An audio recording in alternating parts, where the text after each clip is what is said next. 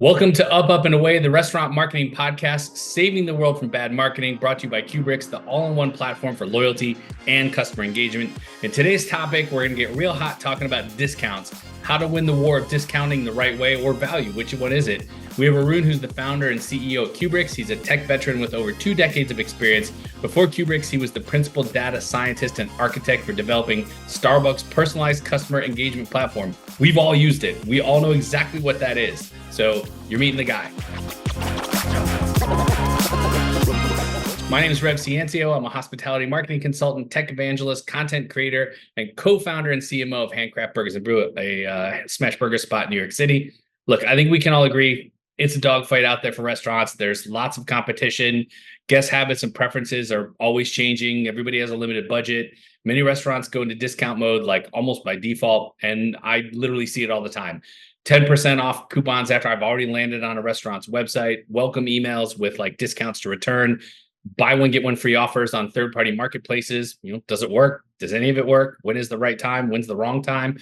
We have so many questions. Arun, what's like your sort of top level take on this? Thank you, Brett, for the fantastic introduction. So I think value hunting has always been there, and in certain part of the world, it's culturally it's there. Here in the United States, we are not like that aggressive in value hunting, but I think the economy and the inflation and then tightening the purse is compelling people to look towards value hunting. And I think you can see that in every brand going in that direction, introducing more value to the customers. I mean, it's kind of always been there though, hasn't it? Like it's not like this is a new thing. There's probably more of it now, but I mean, hasn't it always been there? It's always been there, but if you look at my understanding is that, after talking to different customers in different parts of the world, it's always been there, but the percentage of the customers who is looking for value and value conscious has gone up in recent times. That's what it is there. But always a certain segment of the customers for like deal hunters, it's always there. It's an interesting take here. Okay, so you're saying that in the current environment, there are more sort of deal hunters or value seekers than there were in the past. Is this a scenario of we created the problem, or is this a scenario of this just sort of the way the economy is going, or maybe it's both? Do you have an opinion there? My take is that it's the increase in the value hunting habit. I think it's just an economy. It's a reflection of the economy and the inflation. Yeah, I mean, here's how I see it, right? You can't go to like Domino's website or any other large pizza chains, and the first thing you see is coupons. It's on their website. You know what I mean? Like they've made that part of the culture. And then to me, like going to McDonald's or Wendy's and seeing like a value meal, like, is that really any different? That's like an always on discount. You know what I mean? And to me, like those brands that have that understand that there's a population that's part of their customer base. I just think that's table stakes. I don't know how you feel about that. That's right. So there is always that part of the segment who's like deal hunters. That's always been there. I think deal hunting, I mean, it's not bad. I mean, if you have a customer who is like deal hunters, if you know that with a certain level of certainty, they are for deals, they help to, put some mud in the hole. So for example, that, let's say that you have certain days, let's say you have Wednesday is off traffic hours. And you know that if you target your deal hunters, there is a high chance of increasing the volume on those days. So it's not necessarily bad. It's what is important is that knowing who are your deal hunters, and then creating specific strategy for discounts for deal hunters versus your premium customers versus your occasional customers. So where people go often wrong is that trying to do a one size fit all discounting strategy without having a good understanding of various type of customers, various segments out there, what are their purchasing habits. So we need to be very intentional when we create discounts. There has to be a strategy around it. And if you don't do that, that's where you'll see the discounts is eating up your revenue. If you do it smartly, I think you can make use of the fact that there are deal hunters out there. I want to get into the strategies for a second, but I want to get your hot take on this. Do you think that like loyalty and rewards programs, is that part of a value strategy or is that separate? I would say the idea of loyalty and reward strategy is slightly separate from pure discounting strategy. Right? So the idea of loyalty strategy is to create a connection with your customers, create that loyalty, and sort of reward them for the loyalty.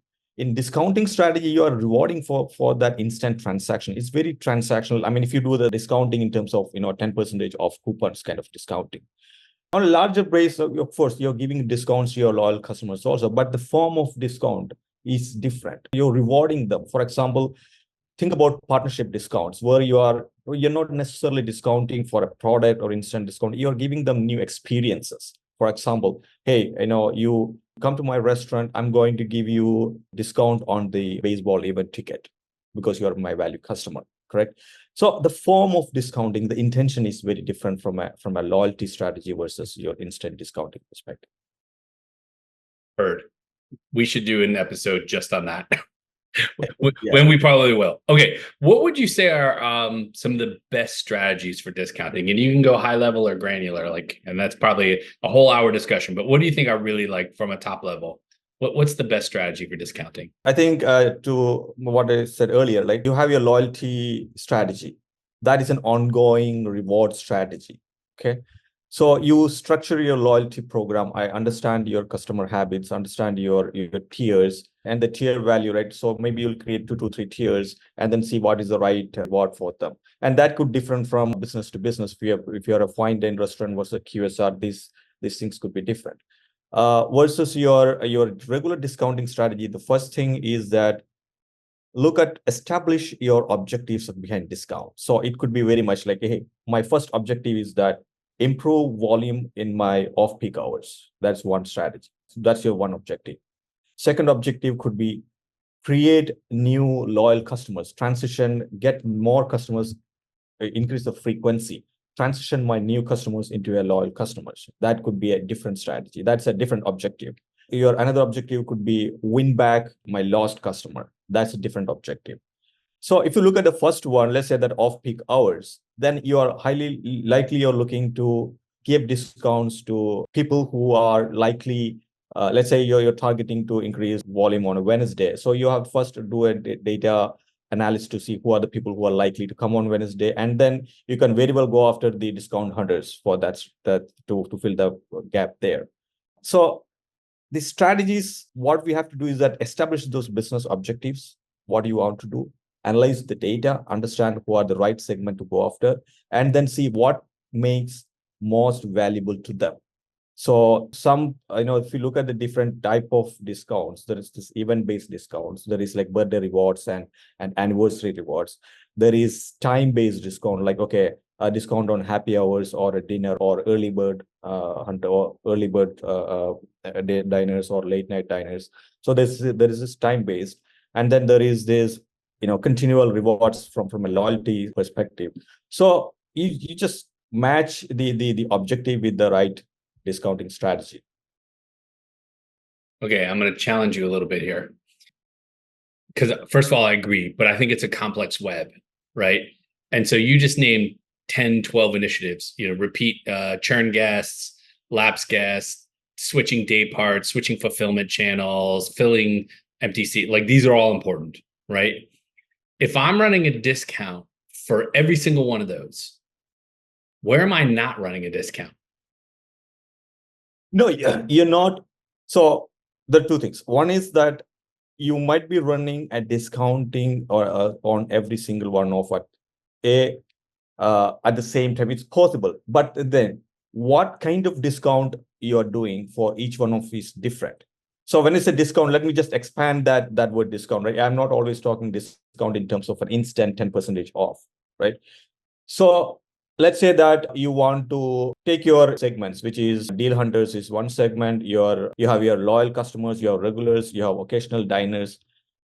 The kind of engagement and reward you will give in terms of discount could be different. So for my deal seekers, I'll just say it's a time limited offer. Come within a specific time, Wednesday or Thursday evening, where you're low traffic. My objective is to fill those gap with deal seekers. So that's very specific to them. And let's say you have your occasional diners. So you are basically giving them more event-based. You're creating more reasons for them to visit your restaurant. Let's say Father's Day, Mother's Day, birthdays. So you send more coupons to them on the specific events. For your regular, your objective could be create more upsell revenue. So you say, buy one, get one, or increase visit the store 3 times and then give them a reward. So you might have a discounting strategy running parallelly for different segment, but it's different kind of segment, different kind of discounts. And based on your restaurant business, you might not be targeting all the segments at the same time also. But if you are, then I would strongly advise that you specifically custom tailor and personalize the discounting strategy for each of this segment. So people don't see that, everyone will not see that, if I go to this restaurant, everyone is getting 10% off. No, it might be a few selected customers based on their purchase habits only getting that particular discount, so that your restaurant don't come out as a discount place. Okay, I'm going to go deeper because that's some good thinking.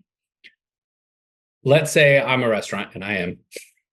And my goal is, look, all I care about right now is top line revenue. We're missing our mark. Like, so to me, it's just like gross dollars in, right? Do I start with figuring out all these smaller segments? Do I start at an acquisition level? Like, how do I figure out what the first thing to do is? I think the first thing to do is that identify your segments based on your RFM values, right? The recency, frequency, and monetary value. So create these base level segments and then do some basic data analysis to see their spend profiles. See that, and then match it that with your overall purchase patterns. And see that, and then identify the reasons to, once you identify the segments, then you identify your objectives. Like, okay, where I can make more top line revenue. And then see that once you see that, okay, because that top line revenue is based on, okay, on Father's Day, where I can hit maximum top line revenue. Maybe you'll identify certain segments for that. Likely it will be those fathers and families. That's where you want to target them.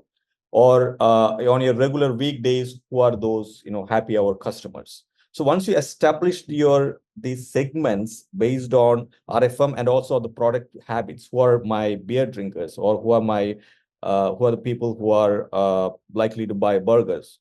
So you need to match the right segment with the right business objective, and then come up with the right discount for them. What values to them, what attracts to them. Rev, does it answer your question? Yeah, look, here's the thing. I think every restaurant is different. Every service model is different. Every geo is different. Like there's Right. Even a restaurant next to another restaurant on the same street is still different, right? So, I don't think everybody can have the same plan, and everybody needs to do things differently. So that creates additional complexity for solutions providers like you. You know what I mean? Let's say you have a new restaurant that's working with you, who's trying to figure this out. What's like the first, other than, defining segments and blah, blah, blah. Let's say they go through that. They go create segments, they figure out initiatives, whatever. What's the first one to attack? How do you know what the biggest opportunity is with the least amount of work? I think the low-hanging fruits without much complexity will be just identifying just irregular purchase patterns. You can just start from as simple as that, or which are the days and times where you have got the least amount of traffic, and just try to fill that gap. That could be just a strategy to begin with. But the thing is that you need to continually do A/B testing. You do one strategy and then collect the data, do an A/B testing, and see that if that worked. So I think to fine tune your discounting strategy, it will take multiple iterations of test and learn. But you have to start somewhere. Okay, so again, I just want to make sure I understand. If I'm just starting to figure out what my discounting strategy is, you're saying that one of the easiest thing to affect is slow times. Yeah. Okay. I will call my partners, and I now know what to do with our Mondays. I thought it was double points. How do you kind of solve the discounting hunting problem? Like, what does a brand do there? Do they just accept it? Do they work around it? How does that work? I think, as I said earlier, discount hunting is not always necessarily a bad thing. What it tells to you that there is a certain set of customers who, with a high level of certainty, is attracted to discounts. So one way to do is that you can use that segment of discount hunters to fill the hole with some mud, saying that, okay, because you know that if you give discounts to them on certain days or certain time, they are necessary to show up. So what it means is that, let's say you have high level of inventory on a certain product, okay? So you don't want to advertise it to everyone, but you can say that you can go to your discount hunters and then say that there is a discount on this particular product. That might attract the discount hunters to come in. Now, but that's what I just said is how to make use of the discount hunting itself, right? But in general, how do you want to avoid discount hunting is that having a proper, well-defined loyalty program, offer non-transactional rewards to your customers. So it's not always a 10% discount, but it's like it could be experiences, it could be giving them more like rewarding for them for doing something like increasing the frequency. So instead of saying instant rewards, saying that my discount is always going to be certain like do a higher level of purchase and then I'm going to reward for that. Or it could be more like refer your friend. The idea is that the more you do transactional discounts, the customer habits will also be transactional. Their loyalty towards will be established more on transactional. Prav, does that make sense? Yeah, so you're essentially saying kind of lean into it, the discount hunting problem, but use it in a way that's still effective for the business? Yes. Right. So the first part is that make use of the discount hunters. Second is that how to prevent a large amount of discount hunters being formed as part of your segment. Like how I don't want everyone or 50% of the customers to be discount hunters. Why I'm okay with have 10 to 20% of my customers or based on your business. It's okay to be discount hunters, but I don't want the segment to grow. I don't want the restaurant to be seen as a discounting place. Correct. So that means you have to be very judicial about creating transactional discounts every time. So no, you're saying don't use blanket discounts. Use discounts essentially around trying to change behavior. Right. Discount trying to change behavior, or when you know that with discounts, let's say I have a high inventory of a product, I need to make some sale of this product on a given day. The easiest thing is to go after your discount hunters and fill that gap.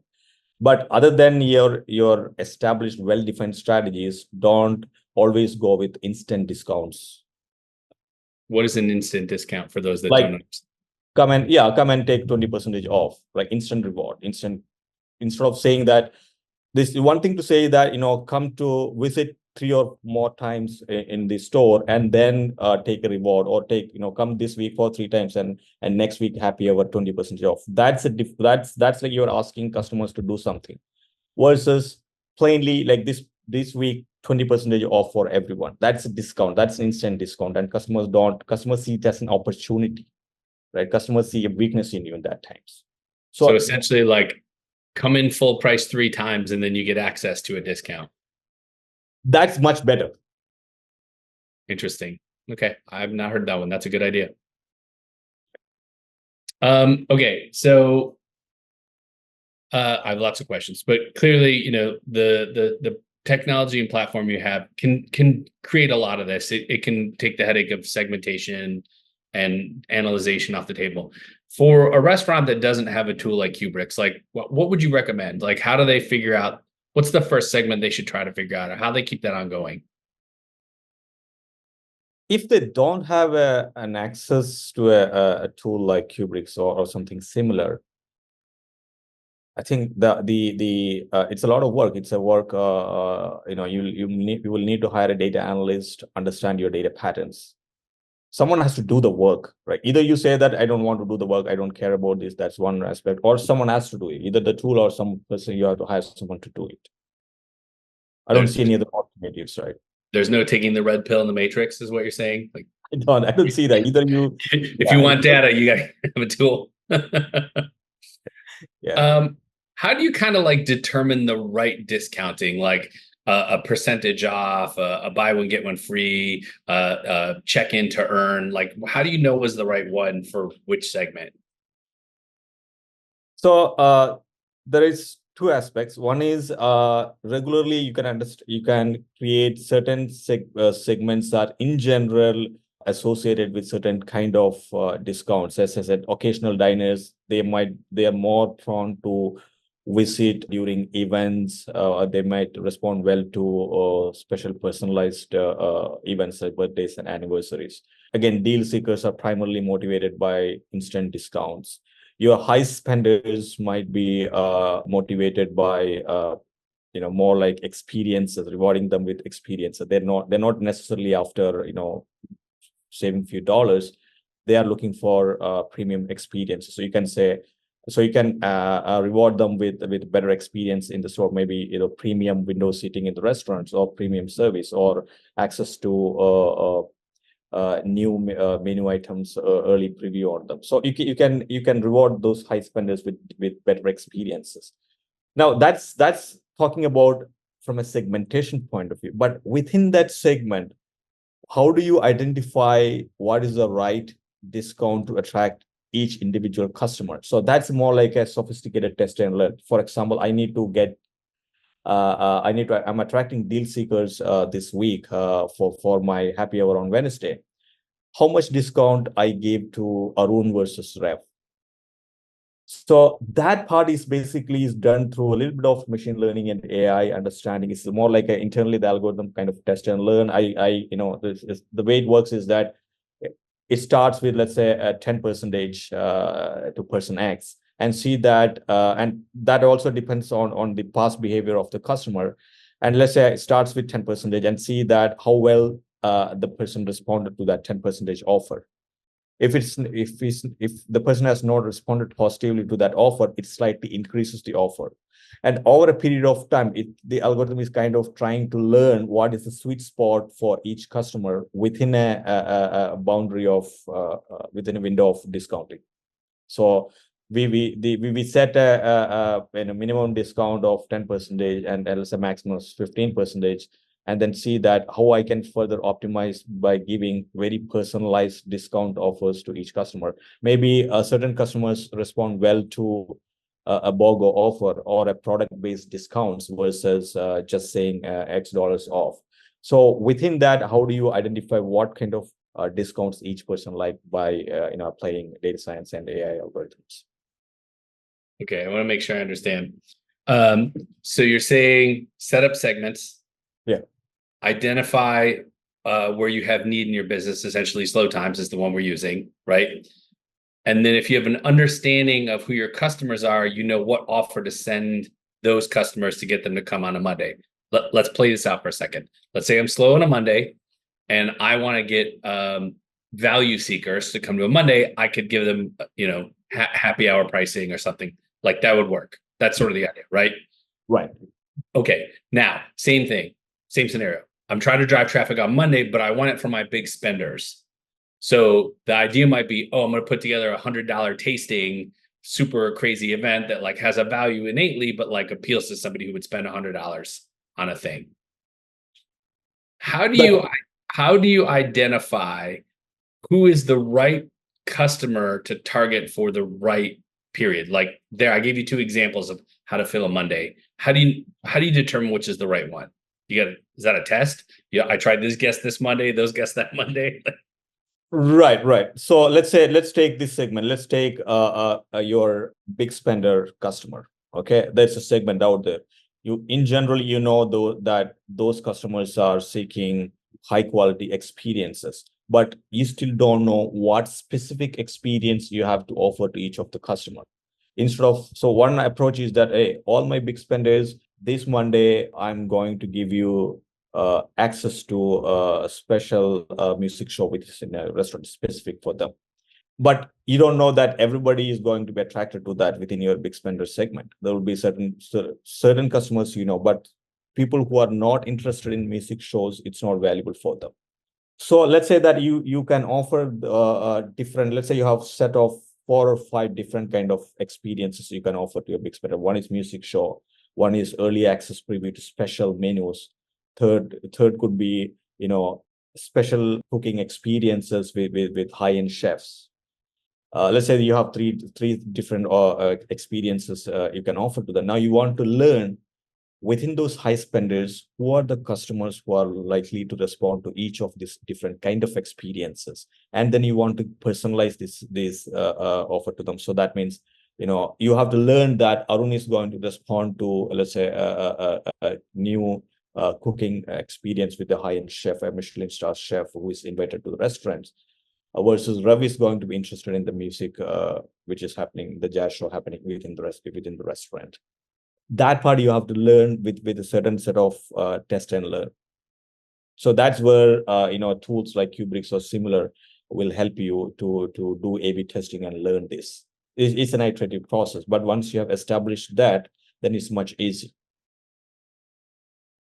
It sounds very complex. It is, but that's how, if you look at it is complex, but that's where that's how the industry leaders are moving towards the test and learn strategy. What campaigns to target for each of my customers, and that's why you need the tools. That's why you need the tools, right? Because these strategies you cannot do it manually. Even if you hire a data analyst, if you try to do in Excel, this won't work. You need sophisticated tools for that. And same thing for your discount hunters, right? Who are the discount hunters who will be attracted to a product-based offers versus dollar off? Who are the discount hunters who are likely to shop for happy hours versus discount hunters who can come for breakfast or lunch? So that is something which you have to do test and learn. That's why you need tools like which will enable you to do A/B testing and campaigns. Okay, I want to go back to my question about the right type of discounting, percentage, BOGO, etc. Now, I agree with you; it's all about testing. But what would be like? Okay, I'm gonna ask you a question, and then I'm gonna answer it. Then you get to answer it. Okay. So when restaurants come and ask me what should I do for a discount, I tell them this is the hierarchy of discounts. Okay. If you want the most amount of action, give away something for free. If you're not willing to give away something free, the second level is buy one, get one free. If you're not willing to do that, the next one is $1 off. If you're not willing to do that, the next one is a percentage. And you move up that chain, the higher the conversions you get. So like, if you want the most amount of people to take the actions, give away something free. If you're okay with the least amount of, do a percentage. I don't know if you see it the same way, if you would suggest the same, if you have a different way of thinking. Can you explore that, please? Yes, sure. Yeah. So as someone who worked with data a lot, right? As I mentioned earlier, before my earlier life, I was data scientist, worked with a lot of amount of data. So one thing which will surprise you is that how a lot of times data gives you reasons to believe differently than our common sense and what intuition says. It is what the value the data brings is often identifying the anomalies, right? So what you just said, Rev, it makes sense most of the times, right? Because everyone knows their business. They have generally seen what works for it, and it generally tends to be true. Okay. So the approaches like data test and learn and analyzing the data is basically either confirming your established notions or you find the anomalies. Okay. What I believe the patterns generally works, but no, it doesn't work on these days, certain time, certain seasonalities. We don't know that, right? Because you have not worked on the data part. So yes, so majority of the times, yes, because every restaurant is different. They know their business. So what works in one region, in one locality, for one segment, for one kind of restaurants, might not work the same way for others. So it's no one size fit all. What I would say is that start with your beliefs, what you see is right for your restaurant, but try to validate it with data, and often data will surprise you. So I think just a story, right?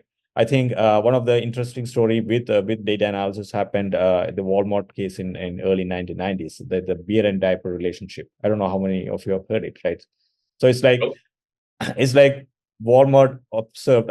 I'm not sure if Walmart or some other chain, but I believe it is. But let's just say take that generalize it. Let's say a department store found that there's high correlation between the sale of diapers and beers. Okay. It's like, oh, what's the difference? No one could see that. I have so many questions. Continue. Yeah. And then they dig deeper, and I understood that it's like on weekends, the guys and the fathers who want to watch the football game, they get beers, but they also want to take care of the babies. So they come up with the diaper. They also buy diapers in the same purchase, I love it. right? So it's data will often surprise you. And then what happened is that once they identified the relationship, they kept certain box of diapers close to the section where beers are selling in the same aisle, and that helped in sales of both. So you'll find certain kind of patterns which surprise you often. So what you're saying for me personally, who owns a restaurant that serves beer in cans, that on Fridays I also need to offer diapers? Or did I misinterpret? We might try it anyway. We might A/B test it. You might try to give a coupon to buy. You might want to partner with a department store who's selling diapers and try to sell coupons, or vice versa. Heard. If anybody in the near future sees free diaper Fridays at Handcraft Burgers and Brew, you know why. Yeah. I am absolutely not going to let that one die. Free diaper Fridays. I'm totally into it. Okay, let's segue a little bit. The world of discounts, like you said, that word can mean different things to different people and stuff. Let's take that into the loyalty universe. How do you create effective loyalty programs which sort of blend in loyalty-based discounts? Yes. Again, I realize that's like a $3 million question, but like, where do you get started? Yeah. So one thing, of course, once you know that what kind of restaurant it is, fine dining versus QSR versus fast casual, then you have an understanding of what your customers values highest. So typically you create a tier-based reward system that's very well known.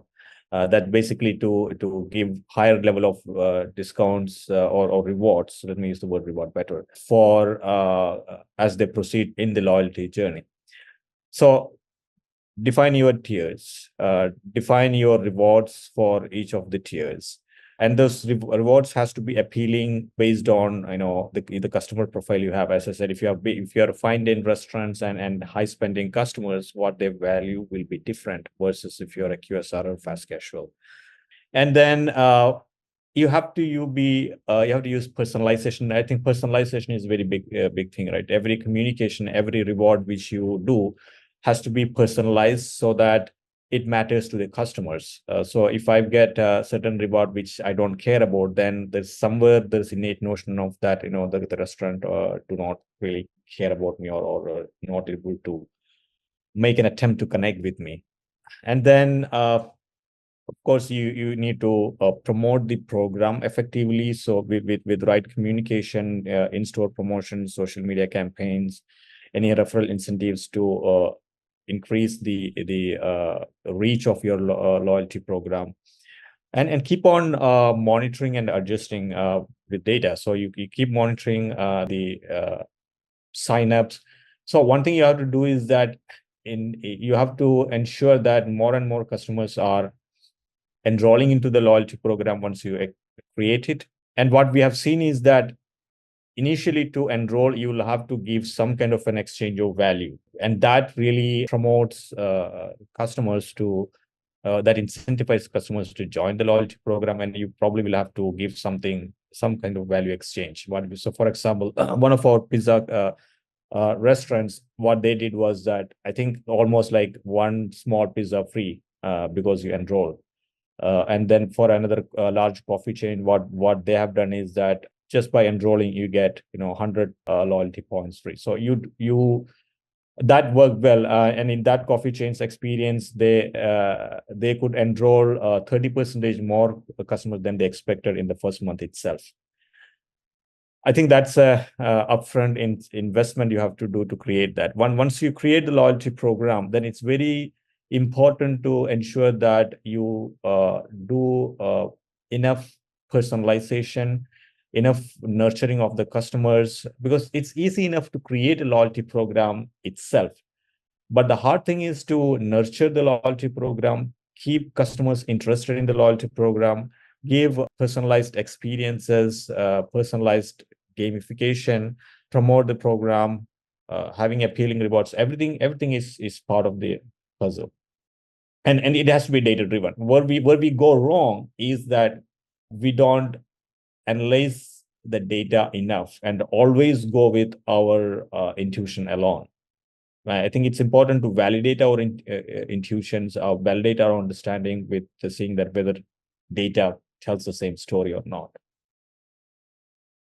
Rev, so I come from more from a tech data, implementing this loyalty system perspective. While I did, I did run a restaurant for as a franchisee for a while. Rev, you are a practitioner. You have your own restaurant. You help other restaurants into retention marketing and acquisition marketing. So, what are your thoughts? What have you seen in your experience? How discounting goes? What are the best strategies? Just wanted to know from your perspective. So legit, all the questions I asked you today, I was also thinking about our restaurant. So I'm always in a state of trying to figure this out. Here's how I kind of look at it, right? To me, I'm okay with actually a little bit more wider berth of discounting than I think you are, but I'm a single unit QSR. So like I can only solve so many problems in a day. You know what I mean? Like I have limited bandwidth. So to me, like we recorded this on National French Fry Day. We are doing $1 French fries all day. We don't care. Like that's it. No code needed, in-store, out-store. I don't care. Right. But we're trying to like attach ourselves to a moment. Right. What I care about then is measuring the long-term effect of that. How many new guests did I get? How many guests came back because I did that? And then what is the frequency of either of those guests against each other? And what is the frequency of those guests blended, right? So I want to know how many new guests I got, how many return guests I got, what either of them are spending, and what they look like over time. Because a year from now, if I can go back and look at that data or any discount program I ever ran, and I compare it to other discounts I ran, I can see what was the long-term effect. So let me give you an example. Let's say that 100 new people came in because of National French Fry Day, $1 fries, right? And then none of them come back. But I run a program for guests who are about to churn, who are lapsed, and I offer them $10 off their next door offer, and I have a 75% conversion rate on that. Then I know that the second thing was way more effective than the first thing. I won't go back and do the first thing again. Or I'll think about how to do it differently. So that's how I kind of see it. It's like I'm willing to pick a little bit larger of a battlefield to play with because again, I'm an independent. I don't have an entire marketing team, or I have some tools, but I don't have the best tools. Anyway, it's more about measuring that thing versus other things and deciding what's the long-term impact of those things to make a decision of what to do again or do differently. Does that make sense? Yes, it makes sense. Yeah, like we did this whole thing, you probably saw it on social media, but we did free burgers for National Hamburger Day this year. And on paper, it looked like a disaster. And for sure, I owed a lot of apologies to our staff for what they ended up going through because we got overrun. But again, I've done the deep dive on the data. There's like probably out of the 1,000 new guests we got on the free burger days, there's probably 50 of them that have been back 2 or 3 times. That's a win. Like that's a win as far as I'm concerned. And even though 74% of the people came in and got the free burger and spent no money, the AOV of the entire cohort was like $9. So like, even though I gave them a $5 burger for free, on average, people spent $4. So they still bought French fries. That's how I see it. It's like, just again, it's testing, it's understanding.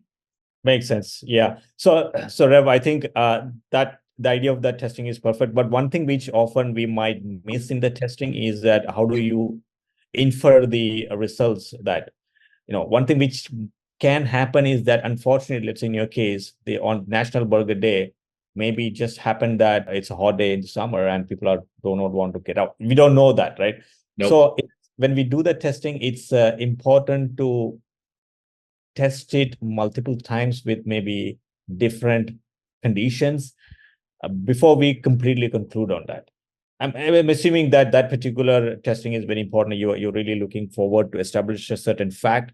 Then we probably will need to do it multiple times, because there could be some other variable influencing on that. Let's say there's a baseball game, everybody's hooked up on the baseball game, nobody's getting on. We don't know that. Yeah, but the idea. I think going way wider now. I'm sort of looking at transaction growth month over month, right? Because that tells me a little bit more than did this one thing work, right? And I'm looking about average order value and frequency of guests over time. I'm pretty sure that our burger shop has a higher AOV and a higher frequency than most of our competitors if you filter out tourists, because we're in a tourist area. But to your point, I'm analyzing the data. I'm running lots of tests, and it takes good tools to be able to do that. And that's sort of the point here. Like, if you want to figure out the complexity of discounting and the complexity of rewards and the complexity of how to use this stuff, it means you have to have the right tools, because intuition, it only gets you so far, right? Right.